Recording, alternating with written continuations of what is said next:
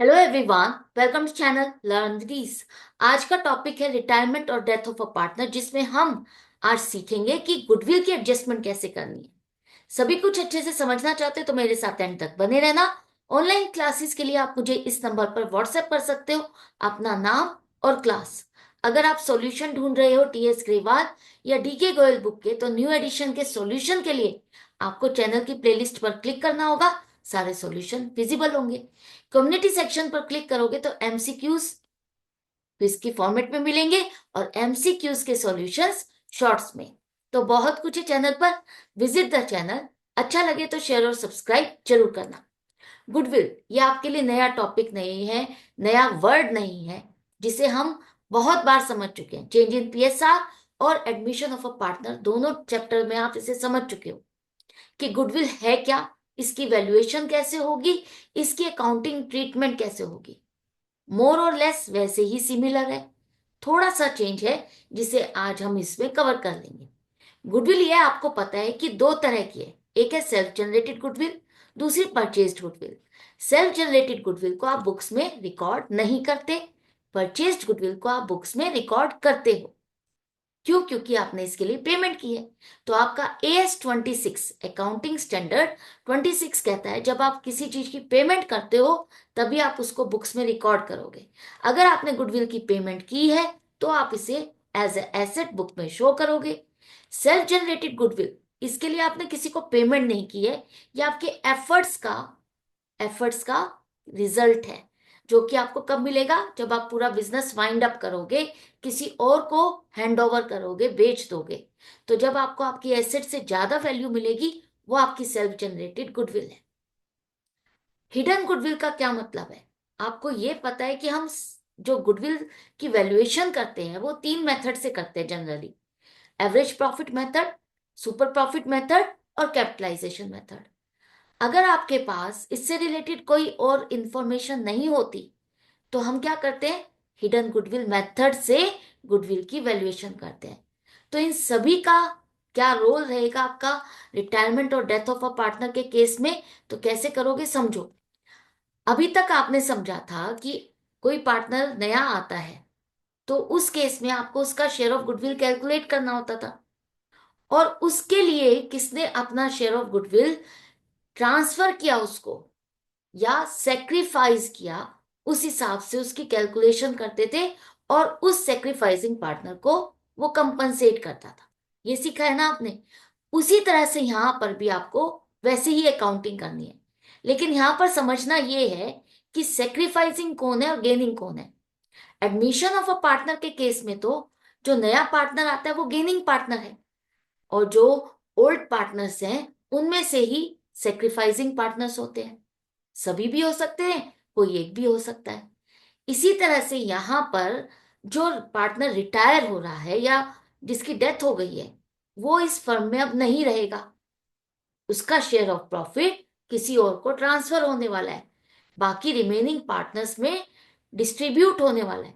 तो इसका मतलब जो रिटायरिंग पार्टनर है या डिजीज पार्टनर है वो सेक्रीफाइसिंग पार्टनर है, और जो रिमेनिंग पार्टनर्स है वो गेनिंग पार्टनर है।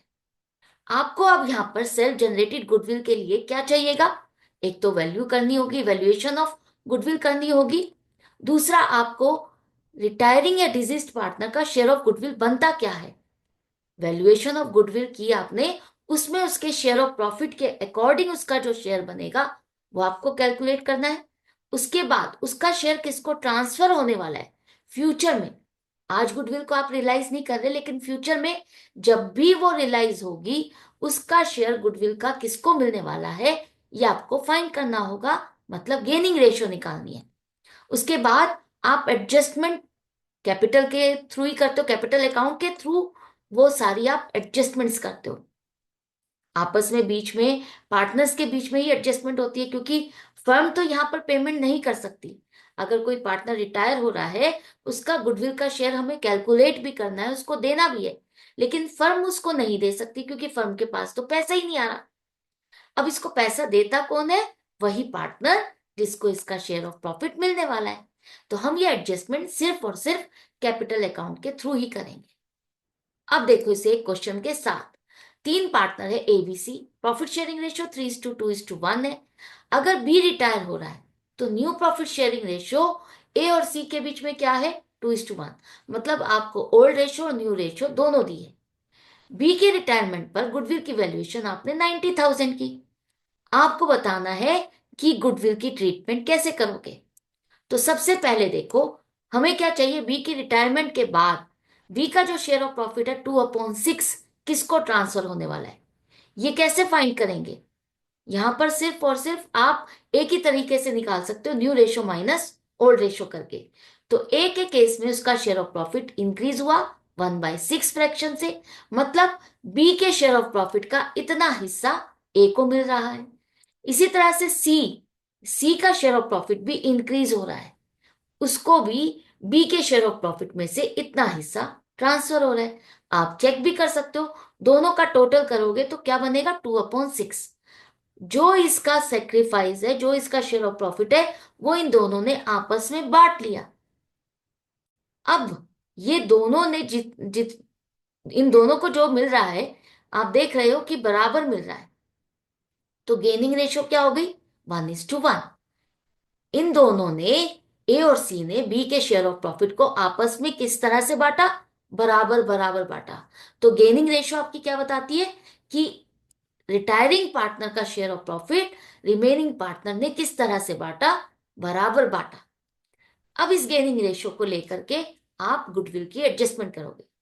आपको पहले बी का शेयर ऑफ गुडविल निकालना होगा। पूरी फर्म की गुडविल 90,000 है, तो उसकी शेयर ऑफ गुडविल कितनी बनेगी, 90,000 का 2/6 30,000। कोई डिफरेंट नहीं है, इसी तरह से आप पहले वाले चैप्टर्स में भी करते रहे हो। अब ये 30,000 रुपीज, ये सेक्रीफाइसिंग पार्टनर है, इसको कौन देगा, ए और सी देंगे, क्योंकि आगे चल करके वही बिजनेस में चलाने वाले, वही बिजनेस में रहने वाले, बिजनेस को वाइंड अप भी वही करेंगे आगे। तो उनको इसका शेयर ऑफ गुडविल मिलने वाला है। तो ये 30,000 में से ए कितना देगा और सी कितना देगा, ये आपको फाइंड करना है। ये तो पता चल गया कि बी को इतना शेयर ऑफ गुडविल देना है, लेकिन इसको देगा कौन और कितना देगा। जैसा कि हमने यहां देखा कि गेनिंग रेशियो 1:1 है, मतलब 30,000 में से आधे रुपए ए को मिलने वाले हैं और आधा हिस्सा सी को मिलने वाले हैं। तो जब आधा आधा हिस्सा इन दोनों ने एक तरह से खरीदा, तो आधी आधी ही पेमेंट करेंगे। तो 30,000 का 1/2 15,000 ए पे करेगा और सी पे करेगा 15,000। गेनिंग पार्टनर को डेबिट करो और सेक्रीफाइसिंग को क्रेडिट करो। सिंपल, बिल्कुल सिंपल, वही फॉर्मूला, वही तरीका है कि आपको गेनिंग को डेबिट करना और सेक्रीफाइसिंग को क्रेडिट करना है। राइट, कुछ डिफरेंस नहीं था। अब इसको एक और तरीके से देखते हैं। अगर आपके क्वेश्चन में लिखा हुआ आ जाए goodwill exist in the books ₹60,000, तो क्या करोगे, क्या हम इस 60,000 को इससे एडजस्ट कर देंगे। क्या हमारी ये गुडविल की रिवैल्यूएशन हुई है, 30,000 से इंक्रीज हुई है और 30,000 का ही आपको एडजस्टमेंट करना है। नहीं, ऐसी गलती कई बार आप करते हो, ऐसी गलती नहीं करनी। तो बार बार मैं समझाती हूं, जो वैल्यूएशन आपने की है 90,000 की, this is the valuation of self generated goodwill. और जो एग्जिस्ट कर रही है ऑलरेडी बुक्स में, that is your purchased goodwill. Right, तो दोनों की ट्रीटमेंट अलग है। 90,000 वाले को तो आप वैसे ही करोगे गेनिंग और सेक्रीफाइसिंग रेशियो में, लेकिन जो आपकी परचेज्ड गुडविल है, जो बुक्स में अपीयर हो रही है 60,000 की, उसको आप राइट ऑफ करोगे। ये आपकी एसेट्स में शो हो रही है, इसका डेबिट बैलेंस है। तो ये एक तरह से खर्चा है जिसे आप धीरे धीरे करके प्रॉफिट एंड लॉस में ट्रांसफर करने वाले थे, लेकिन आज की डेट में जब आप एक तरह से बिजनेस को वाइंड अप कर रहे हो, तो ये खर्चा सभी पार्टनर्स में बांटोगे और खत्म कर दोगे, एज ए लॉस इसको बुक करोगे इन तीनों पार्टनर्स के बीच में। तो यहां पर सिर्फ रिमेनिंग पार्टनर्स के हिस्से ही नहीं आएगा ये लॉस, जो रिटायरिंग पार्टनर है उसके हिस्से भी आएगा, क्योंकि ये जो हिस्सा है, जैसे प्रॉफिट्स हैं, रिजर्व्स हैं, वो ओल्ड रेशो में बांटोगे, उसी तरह से खर्चे नुकसान भी ओल्ड रेशो में ही बटेंगे, उसमें भी रिटायरिंग या डिजीज पार्टनर के अकाउंट को आप डेबिट करोगे। तो ए के हिस्से 30,000, बी के हिस्से 20,000 और सी का शेयर 10,000 है। तीनों के कैपिटल अकाउंट को आप डेबिट करोगे और गुडविल अकाउंट क्रेडिट होकर के खत्म हो जाएगा। आई होप समझ में आ गया। आपको इस 60,000 को 90,000 के साथ एडजस्ट नहीं करना, उसकी ट्रीटमेंट अलग है। उसकी ट्रीटमेंट आपको कैसे करनी है, सिर्फ रिटायरिंग या डिजीज्ड पार्टनर का शेयर ऑफ गुडविल निकालना है और उसे आपको गेनिंग और सेक्रीफाइसिंग के अकॉर्डिंग एडजस्टमेंट एंट्री पास करनी है। और जो परचेस्ड गुडविल है, जो आपकी बुक्स में एग्जिस्ट कर रही है, उसको आपको राइट ऑफ करना है पार्टनर्स के कैपिटल अकाउंट को डेबिट करके। ये दो केसेस आपको समझ में आ गए। अब देखते हैं एक हिडन गुडविल का केस। हिडन गुडविल के केस में क्या होता है, यहां पर देखो तीन पार्टनर है, ABC, profit sharing ratio fraction में दिए, बी रिटायर हो रहा है। अब बी को जब रिटायर हो रहा है तो उसकी कैपिटल सभी एडजस्टमेंट्स करने के बाद जितने भी रिजर्व्स, प्रॉफिट्स जो भी बनता था, रिवैल्यूएशन, सारे प्रॉफिट्स में जो भी उसका शेयर बनता था, हमने लास्ट में क्लेम उसका निकाला 1,39,200 कि इतना पैसा उसे देना है। लेकिन ए और सी मिल करके उसे कितना पेमेंट कर रहे हैं, 1,50,000 in full settlement of his claim. अब आप सोचो, किसी का क्लेम बनता इतना है, बन जितना रहा है उससे ज्यादा आप उसको पे कर रहे हो। क्यों पे कर रहे हो उससे ज्यादा, कोई तो रीजन होगा ना। जब ए और सी ने उसका क्लेम कैलकुलेट इतना किया तब भी वो इसको ज्यादा क्यों पे कर रहे हैं, बिकॉज ये जो उसको एक्सेस पेमेंट की जा रही है वो उसके शेयर ऑफ गुडविल के लिए की जा रही है। जो भी उसका शेयर ऑफ गुडविल बनता है वो मिला करके उसका शेयर पूरा का पूरा जो क्लेम बनता है वो 1,50,000 है। तो जो डिफरेंस है 1,50,000 माइनस 1,39,200, ये आपके पास आ गया बी का शेयर ऑफ गुडविल 10,800। अब आप कहोगे ठीक है, पता चल गया शेयर ऑफ गुडविल, क्या करें फिर, अब इसका पेमेंट तो हम कर ही रहे हैं ना, कंप्लीट, कहानी खत्म, क्या हुआ। ये हमें निकालनी क्यों जरूरी थी, क्योंकि ये जो गुडविल की आपको वैल्यू मिली है इसकी आपको एडजस्टमेंट एंट्री पास करनी होगी, वही आपको फाइंड करना होगा सेक्रीफाइसिंग और गेनिंग रेशो। तो ABC तीनों की रेशो क्या थी, 4:3:2। बी के जाने के बाद न्यू रेशो क्या है, 5:3 है। तो आपको यहां पर new ratio minus old ratio करने पर पता चलता है कि ए का शेयर ऑफ प्रॉफिट इतनी फ्रैक्शन से इंक्रीज हो रहा है और सी का शेयर भी इतनी फ्रैक्शन से इंक्रीज हो रहा है। मतलब बी के शेयर ऑफ प्रॉफिट को इन दोनों ने इतने इतने हिस्से के हिसाब से बांटा।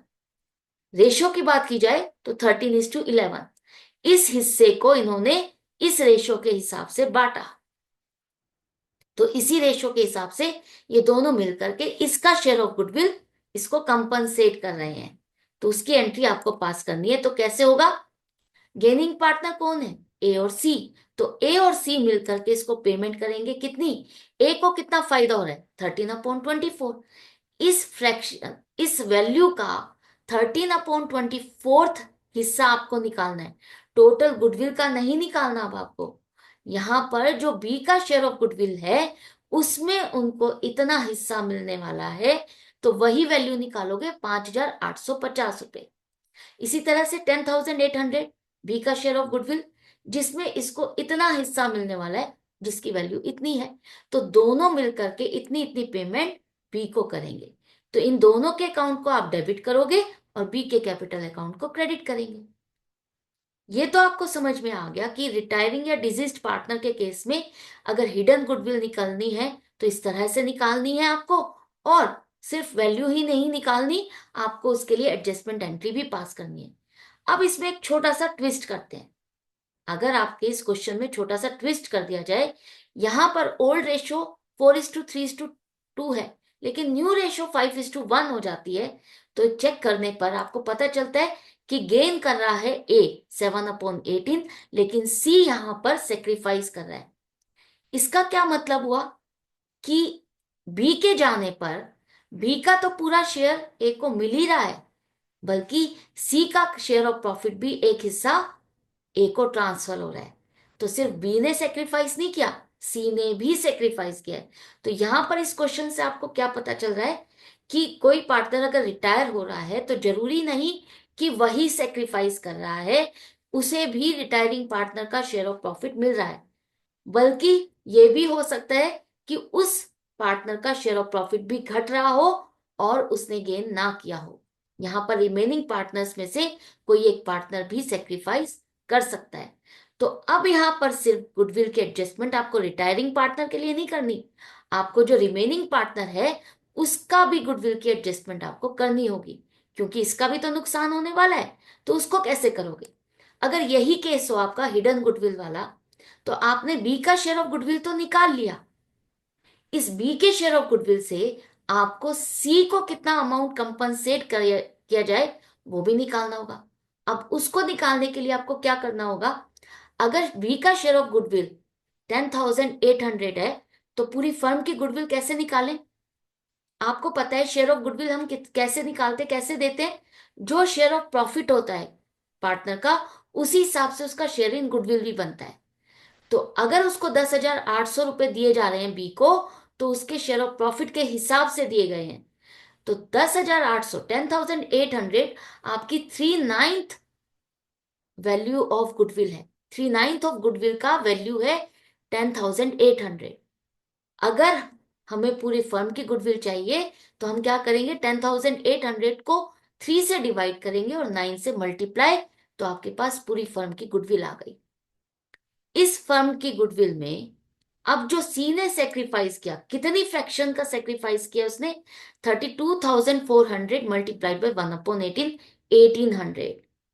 इतनी अमाउंट का उसका नुकसान हो रहा है। अब यहां पर बहुत ध्यान से समझना, जो बहुत ही सिली मिस्टेक आप लोग करते हो वो ये करते हो कि यहां पर भी आप 10,800 से ही 1/18 हिस्सा निकालते हो। नहीं, ऐसा बिल्कुल नहीं करना। बात को समझो कि सी ने कहां पर लॉस किया, किस चीज में लॉस किया है।